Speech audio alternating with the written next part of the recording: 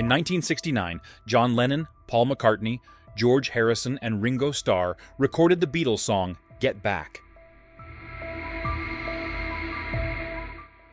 In 1972, Ringo Starr released a solo song that had some strikingly similar elements to the Beatles' hit. He admitted he copied part of the song. Much of the Beatles' experience recording Let It Be was agonizing. Beatles producer George Martin said the album was such an unhappy one that he was surprised the band reunited to record Abbey Road, per the Beatles anthology. Still, there were some bright spots in the recording process. Starr said they enjoyed working together when they felt they were recording a good track.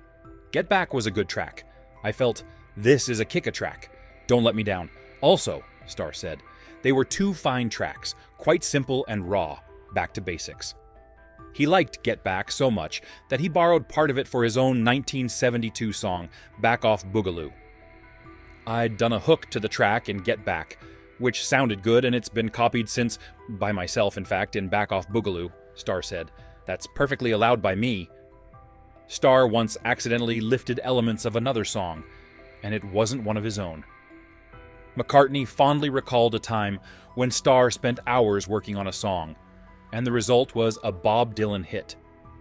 I was always pretty keen not to repeat other people's tunes, because it's very easy to do when you write, he said, per the book. Paul McCartney, Many Years From Now, by Barry Miles. Ringo's got a funny story of the most brilliant song he ever wrote.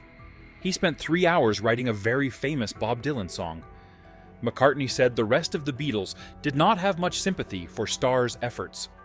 We all fell about and laughed, he said. That can happen. You say, this is so great.